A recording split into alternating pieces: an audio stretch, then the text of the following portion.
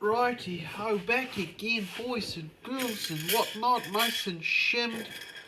Look at that, running real nice and smooth. Beautiful. Absolutely beautiful. So we shall pull this apart and start working on reassembling said gearbox and lubing it up where it needs the looby loops. Because you can't leave these things dry, you know. You just really can't. I don't know if this was on screen or not, but we'll just bring it over. Look. Oh, that's a nice tray. This tray's actually out of a... it was a tackle box, but it was like a baking tackle box the missus had that I knocked off the shelf and smashed the box. I was like, you know what? I could use those trays. Yeah, she's got a new tackle box thing now. It's funny. Alrighty. Uh-oh, don't drop those. Actually, you know what? Before I put that on, let's get this stuff. AEG stuff. AEG stuff is super lube. It's lube and it's super. If I clean off this fella, make sure it's got no stuff on it we don't want. Now, we don't need a lot of this. Right now, I'm just going to use this mostly just to stick all of these shims on so they don't go walkabouts. These bushings are actually quite nice because they don't protrude very far, so it gives you more movement. However, that means you have to use slightly more shims as well, but that's not that big of a problem. I prefer to have more shims in here than less shims, because that way you get a more precise setup. You're not forced to have one gear, or you're less likely to be forced to have one gear sticking really close to something that you don't want, so you have to modify parts and whatnot, and it just becomes tedious, you know. So a little bit more room, a little bit more better. Just shim it out, mate. Shim it out. Yes, this one here is very nice. Very nice. So we'll stick all that on. Because we're using a cut-off lever, I'm just going to put a bit of grease on the can, like so. We're going to grease up all of our teeth. You really don't need a lot, but the other thing with a gearbox like this that's just running trigger contacts, got no electronics in it, you don't have to worry about grease getting everywhere. But, you know, what's the point in over-greasing it? You're just wasting grease, and then it just makes a bigger mess for when you come back in to service it. You know, you got to clean it all out to reapply stuff. And yes, we will be servicing these once I've done rebuilding them all. We'll just work our way back through the list and service them all. So we'll get some grease on all of these teeth. Some people will just put a glob on a little part of the gear and rotate them. Yeah, you can do that. I don't care. I just give them a nice little paint and put that back in my tray. See if I can get that bushing off. Those bushings. Shims. The shims on these bevel gears, on the top of these bevel gears, they don't come off terribly easily, but I still stick them down with grease because, you know, stops them falling off mostly altogether. Get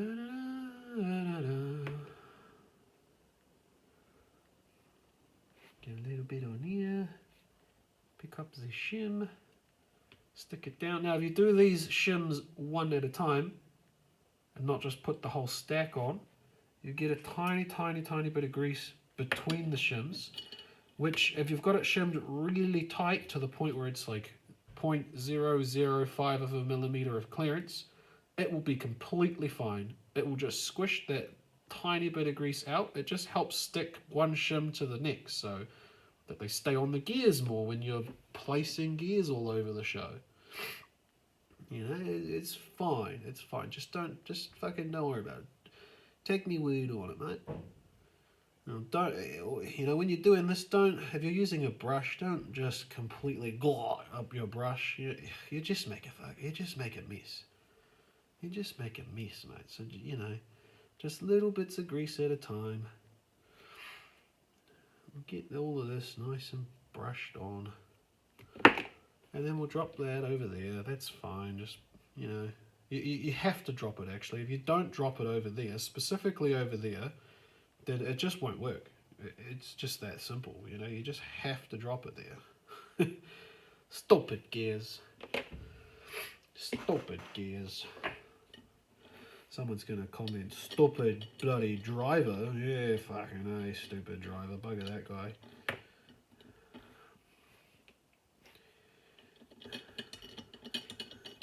Don't think I forgot about you, mister. Get on there. It's more like a missus looking at that one, though.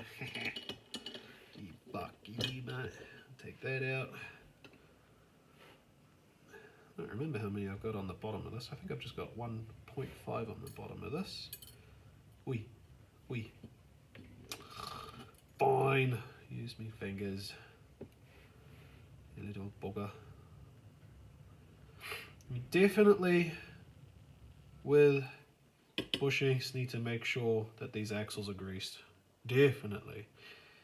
Controversial opinion, I grease my bearings in my personal gun.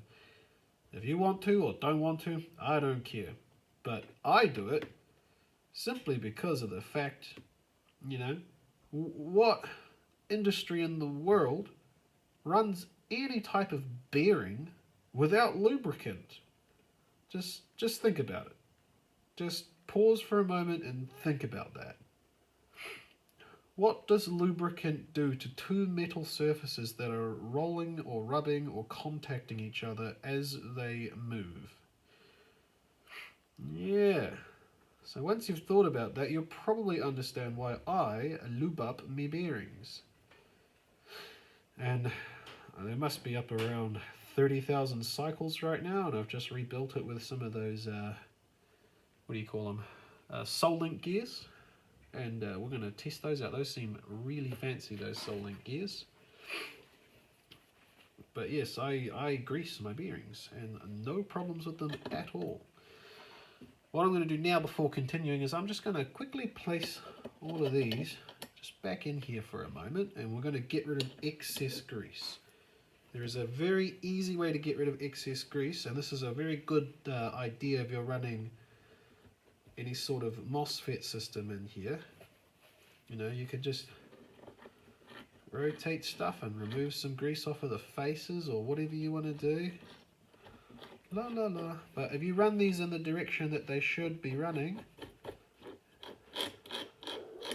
a bit, you know, just give it a little bit. This is where one of your big messy bits come into play. The excess grease will come off right around here by the anti-reversal latch hole. You know, you do this a few times and you just pick that grease up, because that grease is not going to make it back onto the gear. There's absolutely no way of it possibly ever making it back on the gear. Once it's off, it's just bloody off. So pick that up. This stuff comes off dirty because it's rubbing all of this, you know. So don't put it back in the grease pot. Don't be a dumb fella. Just get rid of it. It's minuscule amounts of grease. There we go, that'll do. Sometimes you'll find, ow, bloody thing poking me. Sometimes you'll find some grease building up over here, but not on this case. So, what we want to do now is we're going to take this bugger out. They will still stick more to the bushings than to themselves. That's perfectly fine. Yeah, all the shims are there. That's cool. Just plonk them back on there. Put them to the side. Just like so. I guess we're going to put in, first of all, put this bugger back in, so you don't forget him. So you don't want to forget him, or the gun won't, well, the gun will work, but it'll only be fully auto. So if you want to lock your gun to full auto, take your selector plate out. Good luck playing in any fields with that, but you know. One thing I like to do with all of these contacts, which some people might cry about, but I don't care. Where's the old ones? Here's the old ones. This is what we're going to look at, right? You see these contacts here? There's a little bit of burning on the one side. Actually, that's not burning. It's what I thought it was. That our TAC Tauranga Airsoft Club, we run, not lipos, nimmies. We run nimmies in our guns. As far as I know, which they could do, they could arc. I don't know. I don't know a lot about the nimmies because I just never use them. Lipos arc, right? These don't arc. Well, they shouldn't arc on those batteries as far as I know. Yet, this is wearing away. I wonder what happens when you get two metal surfaces and you rub them next to each other over and over and over and over and over again, thousands of times a day if you're using your gun that much. What's going to happen to them even if you're running the smallest battery absolutely possible? For anyone that can't figure it out, you're just going to wear them away. So just because you use a lower voltage battery or a different type of energy source does not mean that your contacts will not wear out. So for two reasons, I don't know if you can arc, like an actual arc through this stuff or not. No idea on that, because I ain't no physicist of any type. I'm pretty sure that's what it'll come under. But I shove electrical grease into the actual contacts. That, when I can find the shuttle, that electrical grease will help to mitigate the actual physical movement of the two parts and stop them wearing out. I have no idea what this grease would do to any rubber components, which in this gun is basically just your seal and your on your piston head, but it won't get there. I have recently heard online that apparently the super lube is supposedly non-conductive and electrical safe and all that stuff. So if that knowledge is correct, you could apparently use super lube to do the same thing. However, I have got electrical grease, so I will use electrical grease. Do whatever you want. Don't bother me. Just advice. And we shall plonk that bad boy right there. Nice little coating of electrical grease just to help it from wearing out at all.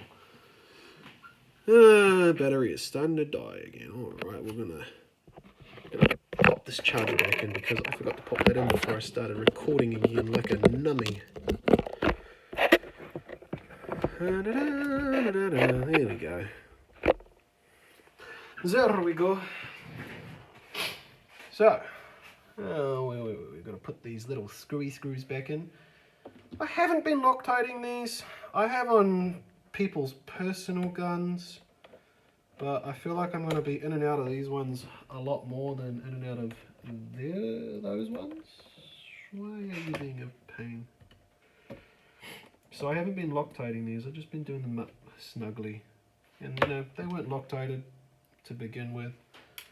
They should be fine. They should be fine, just do them up snug.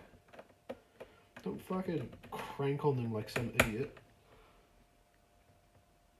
You know, just nice and snug. They're very, very small screws.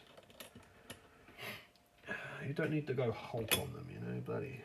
You're all green in the face. Come on, you little bugger. Get in there.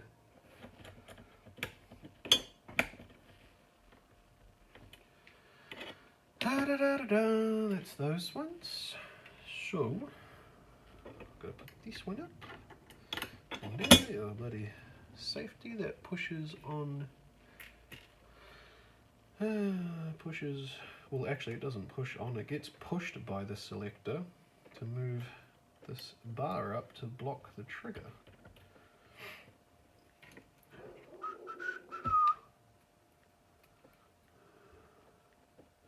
Also, a good thing to do is not leave your grease pots exposed to the elements. But, you know, fuck it right now, because parts. Don't forget your little springy spring to return your shuttle. You don't need a little bugger. Here we go. You want the wire crossing over, going to the back of the gun underneath this one on the G&Gs, so that it stays lower in the gearbox. Obviously that's so that you lessen the chance that it comes up and gets chewed up by the bevel gear, not the bevel gear, the pinion gear on the motor. You know, just use stuff that's not sharp or pointy or anything to do this, so you don't tear up the insulation on the wires. Do as I say, not as I do kind of shit, you know. Dad used to love telling me that. Right, I guess I'll put the trigger in.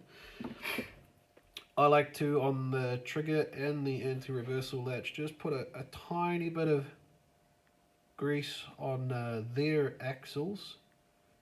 And you know, they're constantly moving inside of a metal hole, so you know, metal on metal, lube her up.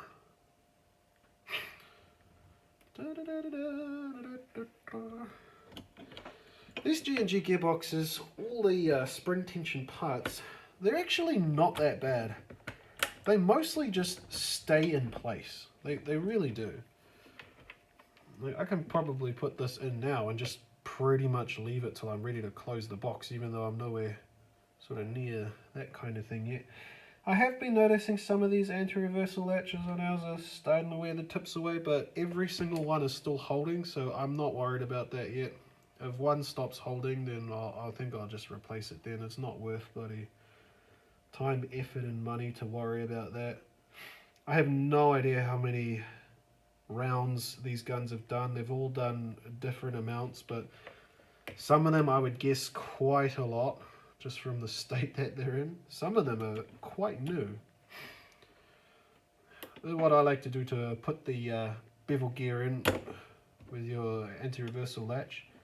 Put my finger on the top, I pull the latch down, and then with this finger I just apply force that direction and it keeps it locked down, and you can just drop your bevel gear in. And provided it's not being a bugger like it is, it'll just sit there like yay. Don't worry about that spring afterwards. Right, I'm going to put this grease back away. What was that? Now, in this gearbox we want to grease these rails, and only these rails. You don't need to put grease all over here and down here and all up there and slather it all. Just in the rails. In the rails.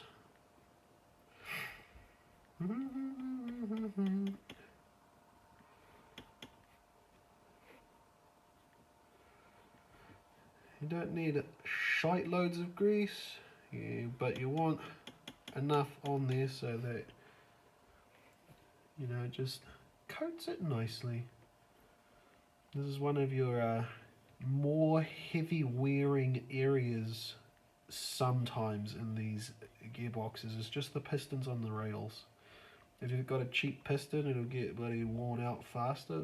This just kind of helps. Kind of helps prevent that wear. Here's our spring and guide rod. Cylinder, piston, all the good stuff. I've checked the screw in the end of that. I like to take some grease on my finger. Make sure your fingers aren't too dirty. Again, do as I say, not as I do. I decided to not wear gloves today because I just didn't think about it, but I wear gloves a lot of the time. You know, mood dependent. It's all good. I'm gonna have a shower later anyway. Haven't had one yet from going to work, but you know, that's all good, you know. Fucking stinky boy. Stinky boy. Can't be any worse than any of you bloody airsofters after coming off the field, myself included. We'll put a little bit of grease on this O-ring here. I've checked the compression already earlier, and it was absolutely mint. I think putting grease on here does help. I only put the tiniest bit and wipe it off because just help keep the rubber supple. It won't stay there very long, but she'll be right. At our rental guns, I am positioning this fucking thing port down so that it faces the tappet plate, because rental people are sometimes quite rough, and that's just one less exposed hole for shit to get into when they inevitably drop it in the dirt. I do like to put a little bit of grease on this area, more so to help the actual nozzle seal rather than lubing it for the sakes of lubing it. And I find that you do, even when the grease wears off, you do have like a better consistency. I find, if you don't find it, don't do it. I don't care. O-ring ones, I think you definitely should do that because you need the bloody grease for the O-rings. Speaking of O-ring, we're going to take that O-ring off and grease this bugger up. Now, we don't want to completely fill all of these ports with grease because then there's no airflow, and these piston heads require airflow to make the actual O-ring work. And one thing that I get really peed off with watching everyone online is when they build their guns or service their guns, and all they do is they take this assembly out and they get like a tiny, this isn't silicone oil, but they just drip silicone oil, like 2 drops on the O-ring, and that's it in the whole system.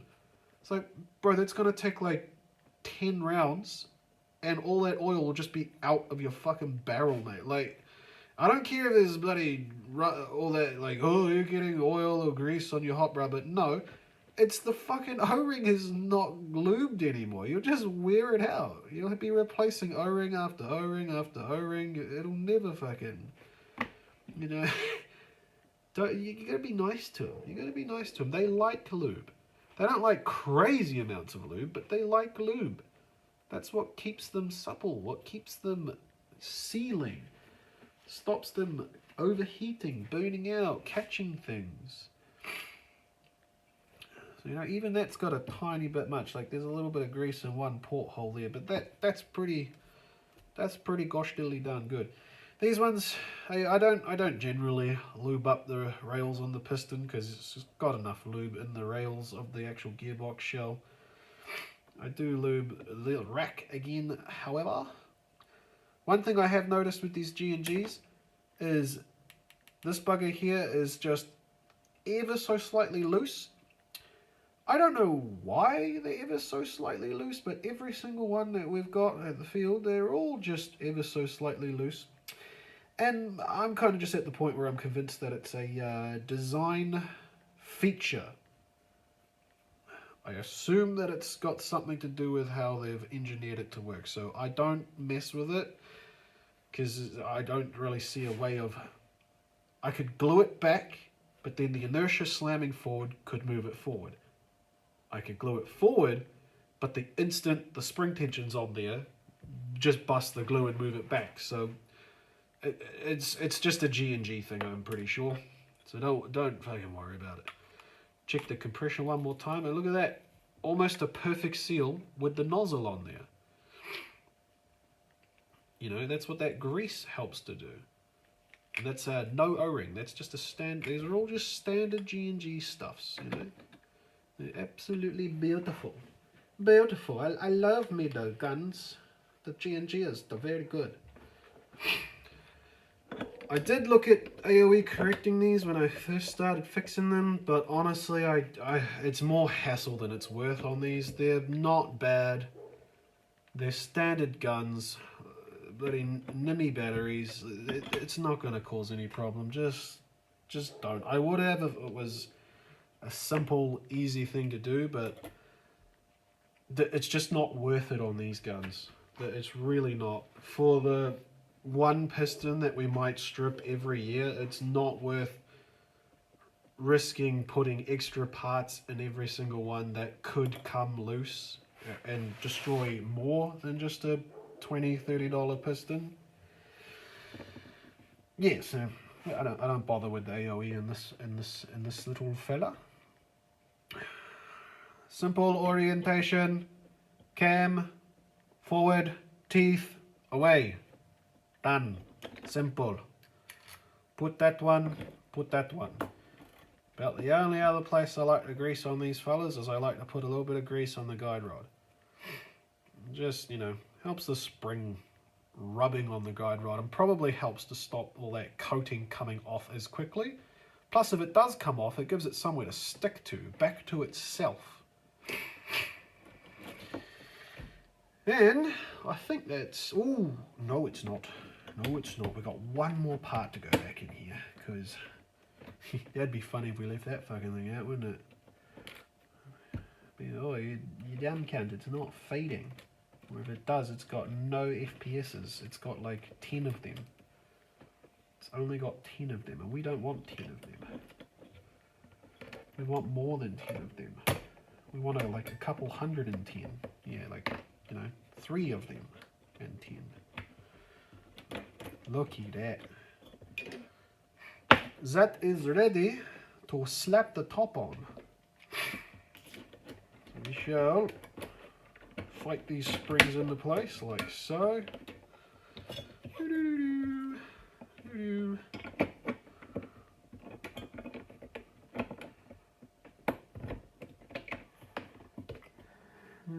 you know, simply just move axles. Most of the time it's going to be your anti-reversal latch that stops her.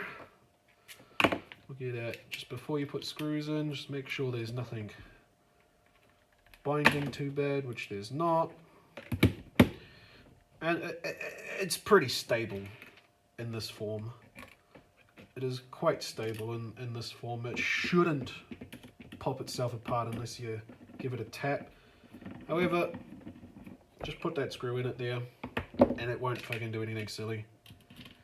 She will be very good. We shall put the rest of screws into the holes. Because I'm doing so many of these, I would use a drill.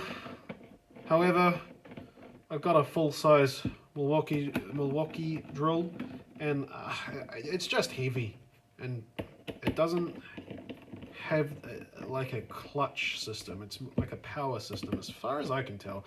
I could be wrong on that. It might have some other setting on it, but it's just fucking heavy holding it up above this box the whole time, so it really doesn't take too long to do this by hand.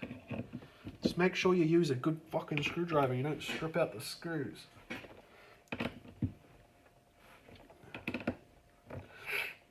I'm probably doing these screws up tighter than necessary.